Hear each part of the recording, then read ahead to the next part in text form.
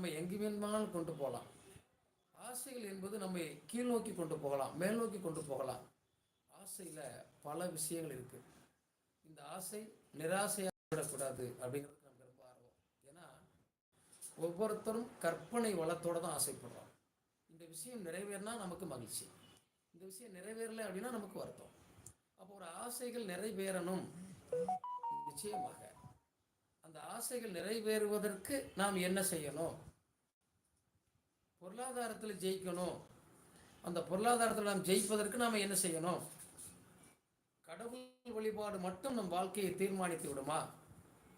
பொருளாதாரம் மட்டும் வாழ்க்கை வாழ்வாதாரத்தை தீர்மானித்து விடுமானா நிச்சயமா கிடையாது.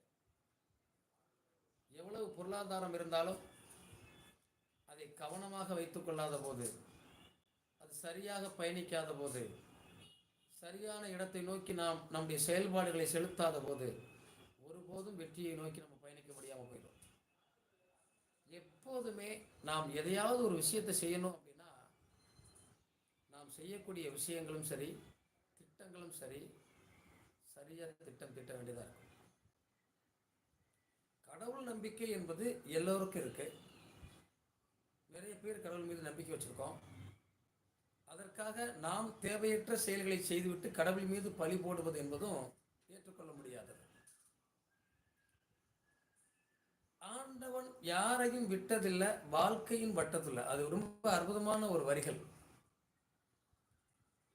ஒரு வாழ்க்கை நம்ம வாழ ஆரம்பிக்கிறோம் அப்படின்னா அதுல எவ்வளவு பிரச்சனைகள் இருக்கு, எவ்வளவு சந்தர்ப்பங்களை நாம் கடந்து வர வேண்டியிருக்கிறது, எத்தனை பேரினுடைய தடுப்புகளை தாண்ட வேண்டியிருக்கிறது. யாருக்காவது நமக்கு தடுப்பு இல்லாமல் இருக்கோமா? யாருக்காவது ஏதாவது கேட்டு போடாமல் நம்மளை வாழ விடுறாங்களா?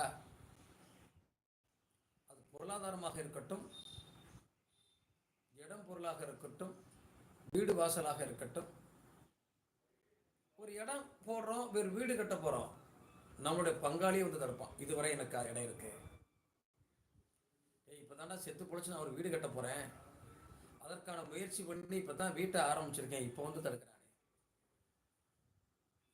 நிறைய பேர் வீடு எனக்கு அது வரைக்கும் இருக்குது, அதை அளந்து செட்டில் பண்ணிட்டு கொடு, இல்லை நான் கேஸ் போடுறேன் கோர்ட்டில் பார்த்துக்க. நிறைய பேருடைய இடம் வீடுகள் கட்ட முடியாமல் போகுது. இன்னும் நம்ம பார்த்தோம்னா நிறைய நண்பர்கள் பொருளாதார ரீதியாக பாதிக்கப்படுவது மட்டுமல்ல, மன ரீதியாக பாதிக்கப்படுறாங்க. கடவுள் நமக்கு எப்போதும் ஒரு நல்ல வழியை காட்ட போறான்ற ஒரு புறம், தன்னுடைய வம்சாவளிகள் சிறப்பாகவே வாழலையே அப்படிங்கிற ஒரு அர்த்தம். என் அப்பா வழிகள் உறவுகள் நிறைய அழிஞ்சு போச்சு, இதற்கெல்லாம் ஜாதகத்துக்குள்ள தீர்வு இருக்கிறதா, தீர்ப்பு இருக்கிறதா? நிச்சயமாக இருக்கிறது. உங்கள் ஜாதகத்துக்குள்ளேயே அதற்கான தீர்வும் இருக்கிறது. யாராவது பார்த்திருக்கோமா? நேரம் சரியில்லாத போதுதான் பிரச்சனையே வருகிறது. நேரம் சரியில்லாத போதுதானே நாம் தாங்க முடியாத சோதனைக்குள்ள போறோம். அப்பதானே இந்த சோகமான பாட்டை ரொம்ப பேர் சொல்லுவாங்க, நான் நிறைய சோதனைகளை அனுபவிக்கிறேன், எனக்கு சோகமான பாடல்கள் பிடித்திருக்கிறது. சோதனையோடு வாழ்பவர்களுக்கு சோதனையான பாடல் பிடிக்கும், ஆனா தன்னாலேயே தானாக அழுது கொண்டிருப்பார்கள். அதுதான் ஒரு பெரிய விஷயம். என்ன பண்ணலாம் ஐயான்னு கேட்குறீங்க, எனக்கு நேரம் சரியில்லை, என்ன செய்யலாம்? நமக்கு நடக்கக்கூடிய திசாபுத்திகள், கோச்சாரம், கிரக இணைவுகள் என்ன சொல்கிறது, அதற்கு தகுந்தாற் போல் நம் வாழ்வாதாரத்தை அமைத்துக் கொண்டால் நாம் நிச்சயமாக இருந்து வெளியே வந்துட முடியலையா? வாழ்க்கை என்பதே ஒரு வட்டம் தான். அந்த குறுகிய வட்டத்துக்குள்ள நம்ம என்னென்ன பண்றோம், எவ்வளவு பிரச்சனைகள் பண்றோம், யார் மேல பழிய போடுறோம், யார் நம்ம மேல பழிய போடுறான், எத்தனை பேர் நம்ம வாழ்க்கைக்கு இடையூறா இருக்காங்க, எத்தனை பேர் நம்முடைய வாழ்க்கையினுடைய வளர்ச்சிக்கு ஆளா இருக்காங்க.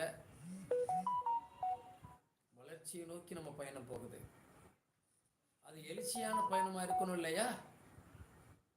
அப்ப நமக்கு துரோகம் செய்பவர்கள் யாராக இருந்தாலும் அவர்களுக்கு நாமும் திரும்ப துரோகம் செய்தோமே ஆனால் அது சிறப்பான விஷயமாக இருக்காது. அந்த பழங்காலத்துல முன் ஜென்மங்கள்ல பண்ணப்பட்ட துரோகத்தால தானே இன்னைக்கு